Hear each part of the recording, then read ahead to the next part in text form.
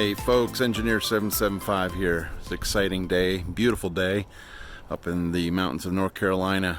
We're about to put in a Sinclair ground mount, but we're going to actually meet up with the owner of the company, Kyle Sinclair. He's actually bringing his skid steer and post driver, and they're going to drive it for us. So we're doing our first ground mount with driven posts and not our typical concrete posts that you see. So I'm excited. It's a beautiful spot, really nice spot for solar, and we got hopefully a nice site, and hopefully we don't hit rock today. So let's get this job going. The guys are almost here, and we're gonna show you the equipment, and we're gonna show you the equipment he's using to drive. I believe he has a Rambo 300 driver on a Kubota skid steer, and we're also very interested in one for ourselves. So let's see what this process looks like.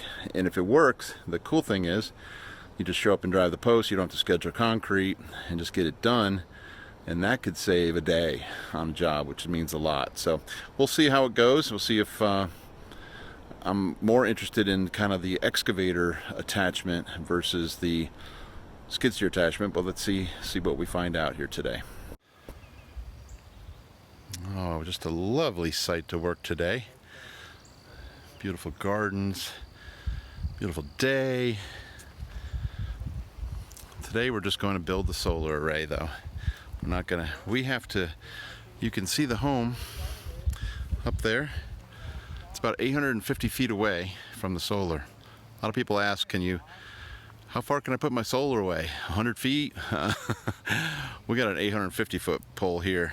So we're gonna probably run some number 4 copper from this 40 panel array. We're gonna keep our voltages high and minimize voltage drop.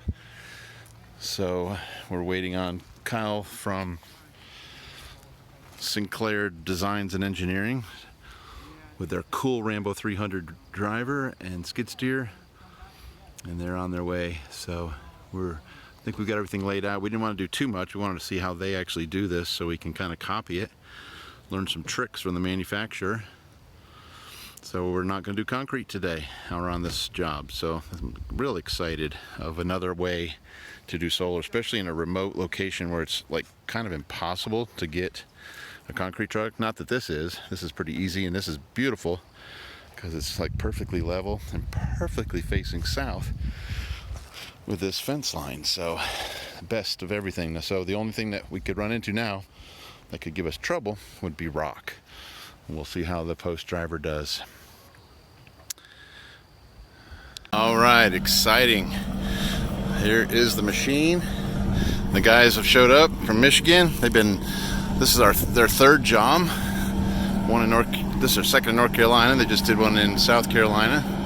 So they're using a Kubota SLV 75.2, 75 horsepower skid steer and a Doyle Rambo 300 driver. And we laid out the posts, and they're getting set up. This is awesome.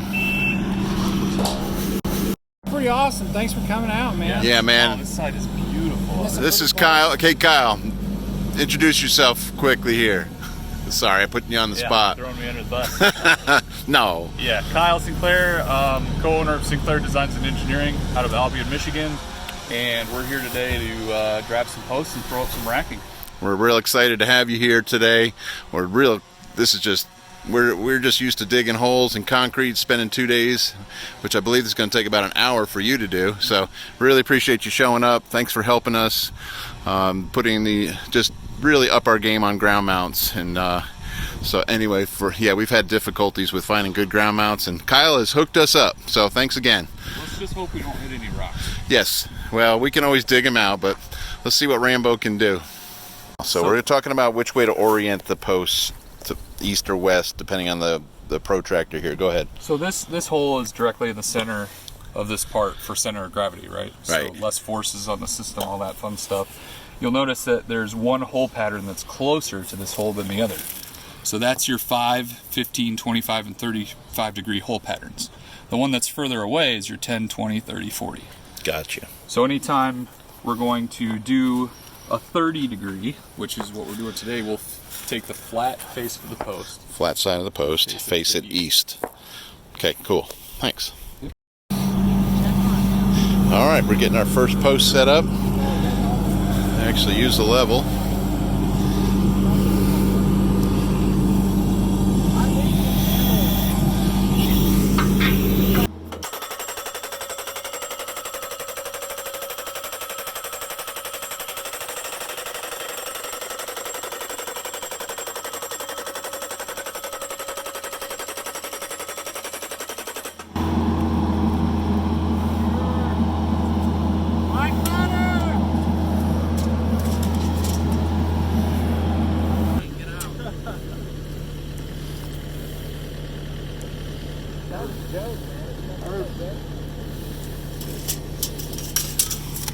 He didn't get my joke.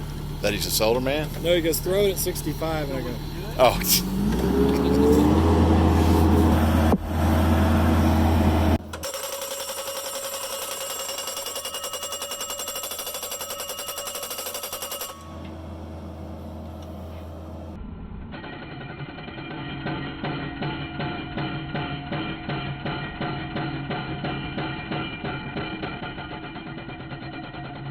Like butter.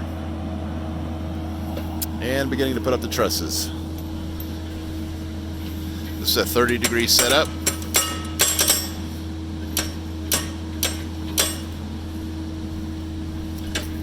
I'm working here. Nice. All right, we're putting the purlins on the trusses now, and Looks pretty good. basically this is all done by eyeball, just planing it out and looking down there and telling the guys to go up or down and get it all planed out nicely. Then once all the purlins are on, then you can square it up, and this will be flush to the truss and all that. So I'll get you that too. And Elias, you did awesome. Good job, sir. That is a beautiful trout, beautiful rainbow. My goodness gracious, that is going to be delicious, delicious supper tonight. All right, building the first section of, and again on these they do 10 panels per section, 17-foot spans. I know they're working on a 20-foot span. All right, so the rack is built, tightened, and panels are starting to go up. Don't waste any time. They got the trusses all squared up. Now, for aesthetics, you can, and we're probably going to in this job, we're going to add some Sinclair cantilevers to the end of here, just so that visually you don't see that, but that is not necessary, only if it bothers you to see this beautiful galvanized steel. So we are going to come back and do that. These guys are going to see their panel trick, just pulling a string on the bottom. And the other thing that they do is they just let the panels touch on top. I'll show you that in a bit.